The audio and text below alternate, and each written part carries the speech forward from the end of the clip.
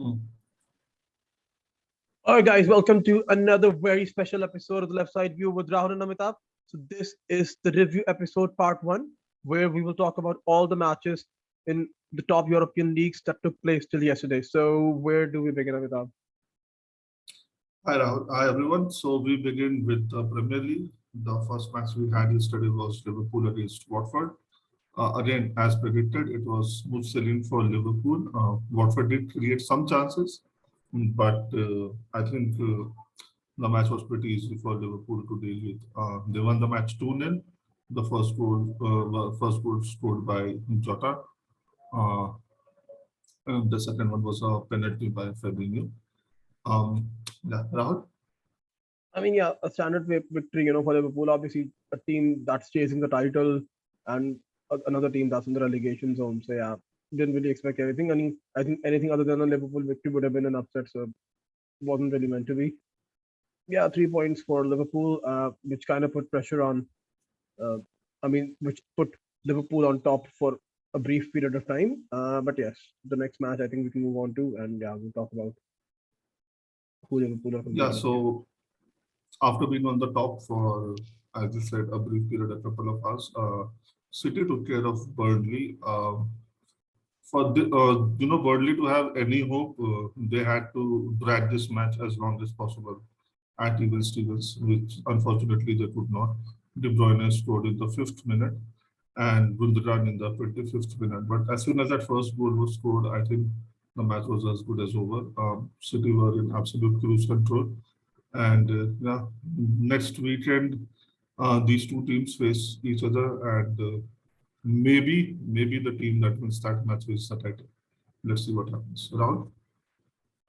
Yeah, this is like the first time that Burnley have lost four consecutive Premier League games without scoring for the first time since in almost 7 years. So they've lost four, but the biggest concern is that they've not even managed to score. The fact that they signed someone like Weghorst, but still it hasn't really worked. At the same time, I understand that for a striker like him, you can't just blame it all on him. A striker like him also demands service. So obviously, when you don't have the ball against a club like City, how are you going to able to provide the striker with any kind of service?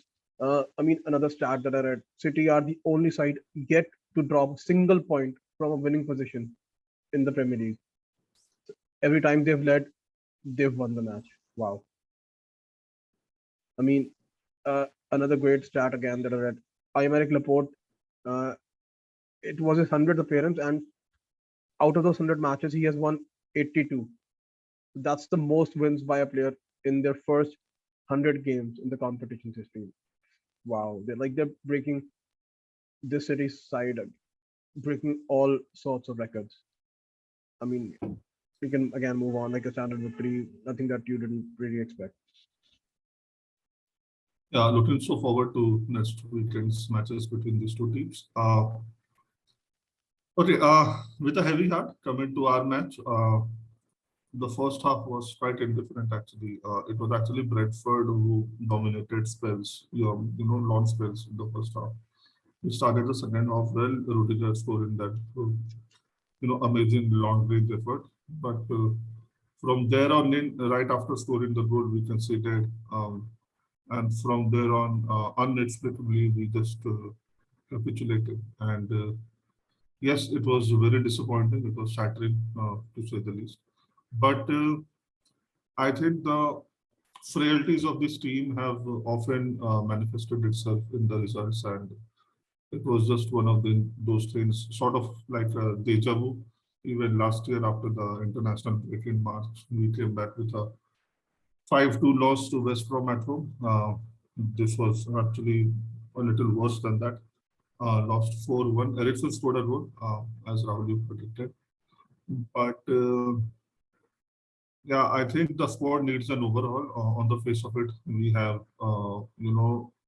a list of good players, but when it comes to the crunch, not many of them, stand up and be counted. So yeah, again, there's this transfer of ownership and all that is going on. So let's hope that all that is taken care of as soon as possible, so that we can start working on the team in the summer. But Yeah, we do have such results in us, and let's hope that it's just one bad day and it's out of our system now. We can go back to normal course of business from here on. Now, Yeah, I mean, even Tuchel said it was a blip. I hope he's right. He has been right, most of the times whenever he has said something about the team. I mean, it just didn't really look right, from the very first minute. Maybe the fact that we're playing with the back four instead of the back three. Uh, I don't know, man. I mean, there's so much that I want to say at the same time. I also then think about the same thing that Tuchel has only been here for a year and a half. Whereas when we look at someone like Liverpool and City, Klopp has been there since October 2015. Guardiola has been there since the summer of 2016. So yes, those two teams are just so good right now. And that's another thing. Like when I talk about those two teams, there's not even a single uh, player or in terms of personnel. I can't point the finger at one person and say that if this person is playing, then this team is a weak team or a weaker side. Whereas when it comes to someone like Chelsea, I know a lot of these signings are maybe only two or three signings that Tuchel has made, but the rest are not his players. I mean, someone like Werner, I think he needs to leave. I have nothing against Werner. I think he's a great player in terms of someone who gives his everything for the team, but he's just not a Premier League level player. He just doesn't really have the physicality. I think if he goes back to the Bundesliga or maybe any other league, he will do okay. Like I don't have any doubts about it. But when it comes to staying and playing in the Premier League, it's a little difficult for someone like him. Uh, Again, maybe I go back to the same thing. Why did we not sign a fullback? Why did we not replace Ben Chilwell? Because clearly, Alonso is one of those players that people can target. I go back to Ruben Loftus-Cheek. I, I know he's a Chelsea academy player and all that stuff, but he's not Chelsea's level. It's at least in my opinion, he's not. And when clearly we didn't really play Kovacic, we didn't really start with Jorginho, and then even Kante, I think, had to be substituted, because maybe Tuchel had this in mind that he wanted to play him only 60 minutes so that he could start him in the match against Madrid. Uh, I mean, yes, let's talk about the Rudiger goal. He had been trying to do this for a long time, and there was this feeling that one of those is going to go in, and finally it did, and we didn't even have the time, or we didn't even finish celebrating, that goal. That within seconds we conceded an equalizer. Yeah, so again, not really sure what's going to happen in the future. I mean, there are reports of something happening in Tuchel's personal life as well. Everything that's happening with the club, in terms of the ownership. Even we had protest before the game. Uh, I mean, you've got to get rid of these players because, like, I keep saying this. If we were in any other league, we would be okay. But the fact that we are in the Premier League, the fact that we are competing, in my opinion, two of the best Premier League teams of all time, or maybe two of the best teams of all time in Liverpool and City. Even as we just don't have any margin of error, any scope of error. And I, I, I mean, I hope I'm wrong, but at the same time, we can probably look to win cup competitions under Tuchel. But if Guardiola and Klopp are going to stay, then winning the Premier League in the near future is going to be very difficult. I hope I'm wrong. I hope we win the Premier League title as well, along with other trophies. But yeah, there is some things that need to be taken care of. But again, like I said, we can go back to the same thing. Klopp and Guardiola have been here for so long. But then the problem is that even Guardiola, he didn't really win anything in his first season. But then from second season onwards, he has been winning trophies. Maybe Klopp, yes, it took him like 3-4 years to win his first trophy. But then I don't want us to, you know, be like Klopp. I want us to do better than Klopp or Liverpool.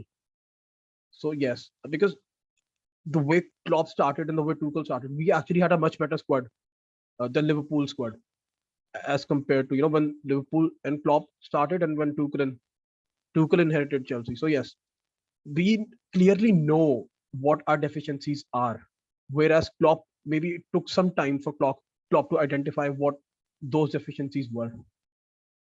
Like I feel like we can fix our issues a lot sooner than it took Klopp to fix Liverpool, which is another reason why I have my expectations with Chelsea. First of all, obviously because it's my club, and even after taking a look at the squad, I feel like our deficiencies can be fixed a lot sooner. So I hope all these things are taken care of. Yes, Rahul. We don't want to take anything away from Brentford as well. They played fantastic football and well deserved to them. But yes, certain important and hard decisions need to be taken in the club. But then from a football inside, there are already plenty of hard decisions Yeah, that are being sorry, taken. sorry to Yes, interrupt Rahul. you, but yeah, like you said, I think the fact there's another word that comes to my mind, which is yes, we if we are competing with the likes of Klopp and Guardiola, then Tuchel needs to be ruthless. It's as simple as that. There are some things sometimes when he needs to be just absolutely ruthless. Even once if he gives in to his emotions, I think we're gonna lose ground on these two teams. That's what I would say. Yeah, point taken. Everybody has their own, style of management, and uh, yeah, I mean, just one more line. Yes, on the face of it, we have a huge squad, but I think our squad flatters to deceive more often than not. And yeah, we definitely need to get an upgrade on a lot of players that we currently have. So let's see if those issues are first of all identified and then taken care of in the summer. Moving on, we had Manchester United at home to against Leicester City. Um, again, Man U had their chances, but it was actually Leicester who had more of the position and created more chances. Then they actually took the lead through Iniacho and Fred. He scored the equalizer for United. Again, a player that needs to be given the due recognition of late. He has been playing out, simply brilliantly. There was also a late goal by Madison, which was ruled out for a foul on Varane. So they could have clinched all 3 points, but 1 point apiece for both the teams. Rahul? Yeah, I mean, like you said, it would be a draw. Your prediction was right. Um, I actually so again, I think I read a stat wherein I think Manchester United have played 6 games, wherein Ronaldo has not started, and they have not won any of those 6 matches. So yes, I actually predicted a United win, and I would still stand by it had Ronaldo played. Uh, I mean, just after his goal was voted the goal of the month, for last month, the goal that he scored against Tottenham, I actually feel it should have been Kai Havertz's goal against Newcastle, but that's okay. Uh, but yes, like, I mean, is it time for us to criticize Ragnick actually? Like, to be honest, there were so many things, that people were talking about Ragnick, that he's this guy, he's the guy who inspired all these players, all these managers like Klopp and Tuchel, but I just don't see that. I mean, and now there are so much talks, of Ten Hag being the guy who's going to be the manager, uh, and even rumors that even though Ragnick is supposed to go and be in the boardroom, uh, but maybe he could actually leave. I mean, he's been asked questions, and he's like, "The club is deciding all that. I have nothing to do, or I have no idea." Like, if you are actually supposed to be a part of the backroom staff or the boardroom, then you're actually supposed to know these things. I understand maybe the tactic is to not divulge anything, but I don't know. It, to me, it just seems like he's not interested. It's like he's okay being the manager. He's okay leaving the club at the end of the season, even if he doesn't really, even if United don't honor their commitment of keeping him for the next 2 years. I don't know. Like,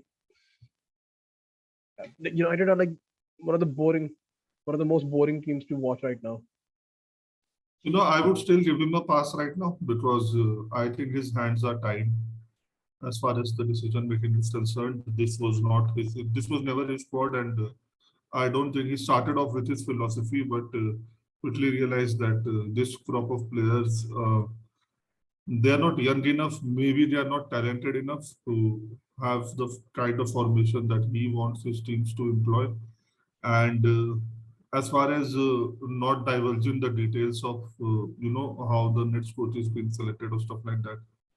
See, you never know who actually holds the strings in Manchester United. So maybe he knows that this was always a short-term commitment.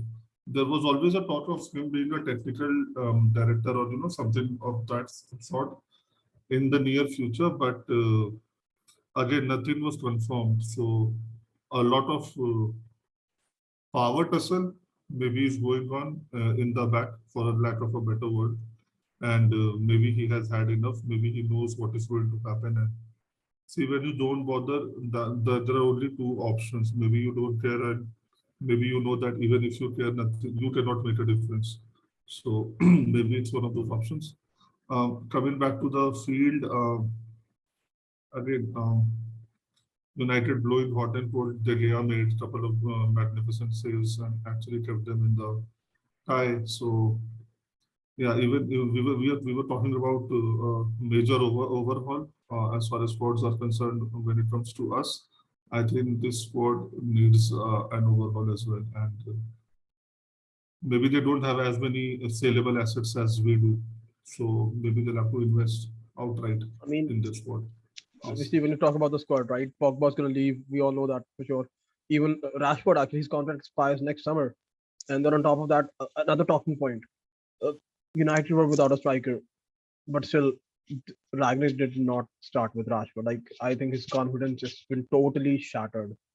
Simple as that. I mean, when you see that there are four strikers, all of them are not starting, all of them are not available, and still the only striker available, you don't start.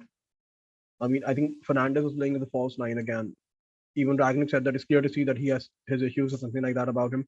Uh, Other than that, I think there was another talking point. One, obviously, that, like you said, a goal that was ruled out by VAR, the one that scored, that Madison scored. On top of that, I think there was another tackle that I think McTominay made on a player, which I think even Jamie Redknapp said that should have been, he was fortunate to stay on the pitch because of that tackle that he made. So, yeah, I think a great point for United in a way, because clearly Leicester were the better side. I mean, even someone like Wesley Fofana, it was, I think, his first start in a Premier League since he got injured. And he's a Muslim, so obviously Ramadan has started. So he did not really eat anything, didn't really drink anything.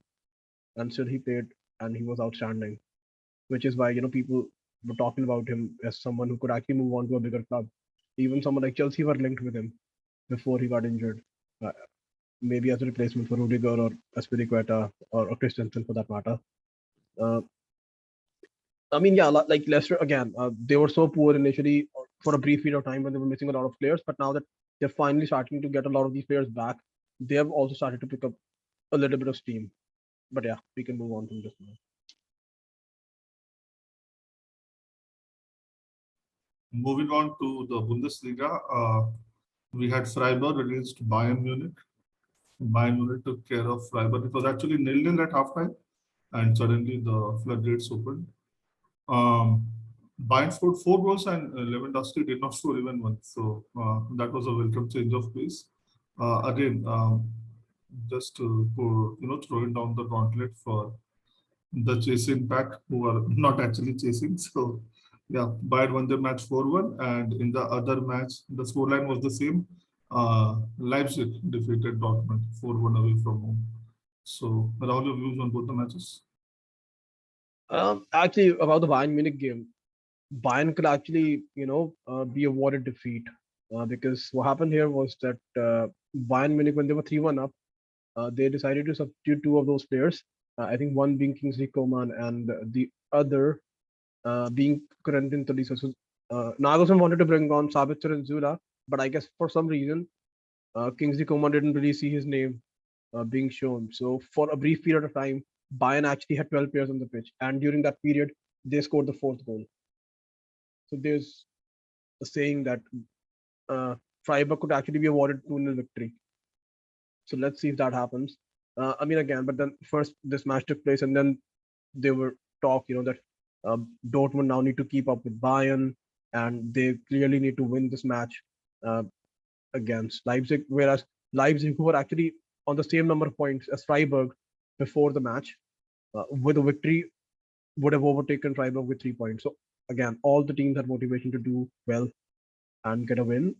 But again, in this match, I mean, Conrad Leimer scored a couple of goals. Oh my god, like they just capitulated. Like I still understand, Bayern getting a result like that away from home against Freiburg, but I mean, it was the first time that Dortmund actually had all of their supporters. They actually had the entire yellow wall, and in their first match in front of a sold out, stadium, they just capitulated. Like I mean, again, we talked about this before. Marco Rosa, man, seriously, it's not. I mean, maybe he got the job too soon. Like he had 2 seasons at Gladbach, out of which he did okay in the first one, but then had a poor second season and still was given this job. Even my only issue with Dortmund right now is that when you look at someone like Leipzig, it seems like they are the ones who are actually going to or actually can challenge someone like Bayern Munich. Whereas it seems like Dortmund just keep drifting away from that spot. I mean, even you look at the players that they're going to sign next season, even Nicolas Zula doesn't really, excite me. Even if, and especially someone like Haaland leaves, which I'm pretty sure he will. Like, if he looks at this squad and if he looks at these results, I don't think he would want to stay at a club like Dortmund. And then again, the question is, uh, they replace Sancho with Marlon, but again, not a like for like player. Is he like better or as good as Sancho? No. So how do you replace someone like Haaland? Because Haaland, in my opinion, for someone who is 21 years old, he is the best in my opinion. Even Mbappe is 23 now, so yes, 2 years younger than Mbappe. So Mbappe is sorry, Haaland is like I don't really think that you can replace someone like him with one player. And again, will Dortmund do all that is necessary? I'm sure that they will get the money, they will continue to run the way they are. But will they actually make a difference in terms of wherein the fans or the neutrals start to feel that yes, this team is actually getting better and can actually compete for titles or trophies? Yeah, we have been harping about this for, I don't know, since we started this podcast.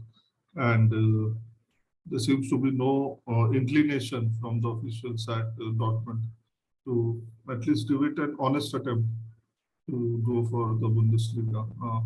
Let's see if that changes. Yeah, I mean, Moving on. Yes, sir. I mean, again, so if you don't have the resources or if you can't do it, then it's understandable. But then, obviously, for someone like me who's sitting at home, uh, or from the outside, it looks like you have the resources, you have the capability, but you're still not doing it, and that is something that bothers me. Yes. Moving on to Serie A now. Both of us predicted Sassuolo to win the match. I think that is where we jinxed it. Lazio came away 2-1 winners. Lazzari and Milinkovic-Savic scoring for Lazio. Traore scoring in the 94th minute. So, around your views? Yeah, I think the fact that the loss against Roma, was still on Sari's mind. I think it's been like that, with Sari. I think we just see, usually we see like a totally different, we see two different Sari teams, one that's playing at home and then one which is playing away from home. So I think this time, because they were playing at home and they lost away from home in their last match. So yeah, we saw the Sari team that usually turns up. So yeah, I think 2-1 victory. Uh, it was a standard victory in my opinion. Yes, we expected Sassuolo to actually do something, but then at the same time, uh, technically Lazio are better. It's just that Sassuolo have become so good at these upsets. But having said that, had Sassuolo won the match, it would still have been an upset. So yeah, Yeah, I'd like to stick to I mean, my analysis. We jinxed Sassuolo. Yeah. Moving on to La Liga. Levante won against Villarreal again. I don't remember the prediction exactly, but I mean, what are Villarreal actually doing? Since again, I think we jinxed them as well because since we started talking about the last 5 matches, they have lost 3. So maybe we are at fault here as well. Um, Away, even though the match was away from home, losing 2-0 to a team that is bottom in the table is unacceptable to say the least. Maybe they had an eye on their quarterfinal match against Munich. But yeah, it is what it is. Morales scoring a couple of goals. Levante to nil victors. Rahul? Yeah, I remember I said that I'm not going to back Villarreal because of the result against Cadiz, because of the loss, and lo and behold, the same thing happened. I mean, that's the thing, with there's a reason why Unai Emery is considered a good manager, but he's never really considered one of the best managers, because the best managers actually do it consistently and they do it in all competitions. With him, you can probably build, a great cup side, but you will always have results like these in the league. I mean, the loss to Cadiz, now the loss against Levante. I mean, these teams are struggling to survive, and not just losing to these teams, but actually losing back-to-back matches like these. That's a bigger concern. But then again, can he actually make up for it in the cup competitions? If he can, then there's still a valid reason to keep him on.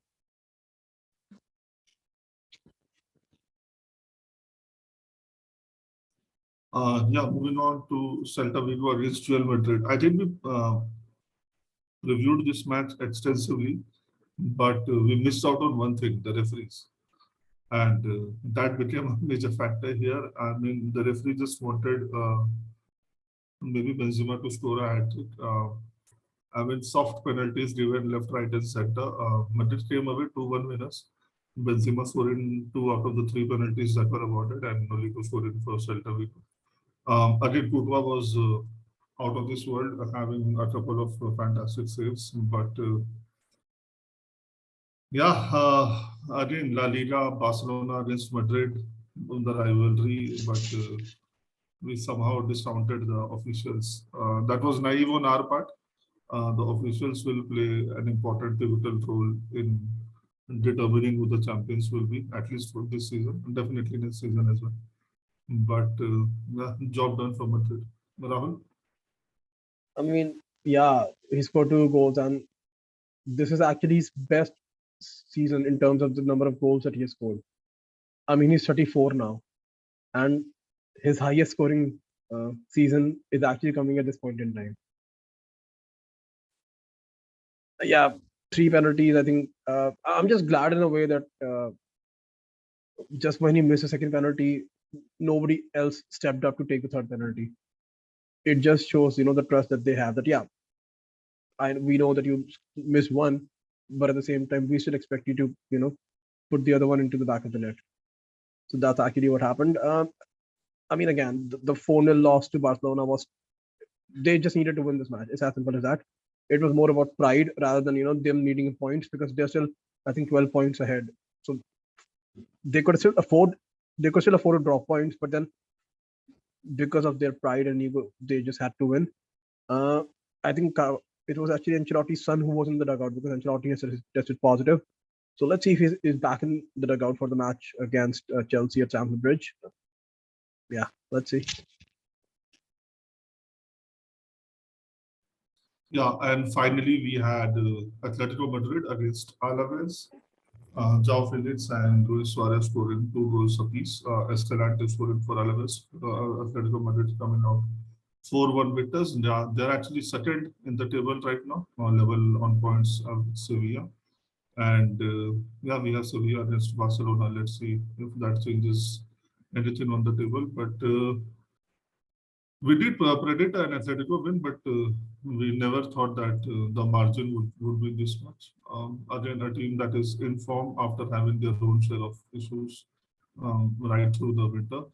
But yeah, I'm looking forward to them playing in the quarterfinals against City, where I am keeping them to, just, win that time. Let's see. Now, Yeah, I mean, Atletico, just rediscovering their defensive nous just at the right time. Like seriously, this Atletico actually has a chance against any team, but then at the same time, like we talked about earlier, City are just too difficult. But obviously, let's hope that they still manage to beat City and knock them out. Uh, Having said that, yes, we were probably uh, confident of a victory, just not the scoreline. So yes, in a way, they've actually found their scoring boots as well. They didn't just win 1-0, but actually 4-1. Even Suarez scored. I think Suarez has scored what, double in double figures in at least the last 14 seasons, if I'm not wrong. I mean, there are rumors of maybe uh, Atletico going for someone like Dybala because they need someone to replace Suarez. His contract is expiring, whereas the same applies to Dybala. He's going to be available on a free transfer. He's also Argentine, like Simeone's maybe. But yeah, even Cunha was back from injury. So they've got, again, players getting back from injury just at the right time, just at the tail end of the season when Atletico needs all these players the most. Let's see. There's also talk of Suarez coming to Aston Villa. So let's see if that happens. One last hurrah in the Premier League for Suarez. Um, yeah, with that, we come to the end of our review episode for the Saturday matches. We'll be back again tomorrow to review the matches that will take place today. So till then, take care and thank you very much for watching. Bye bye. All right, guys.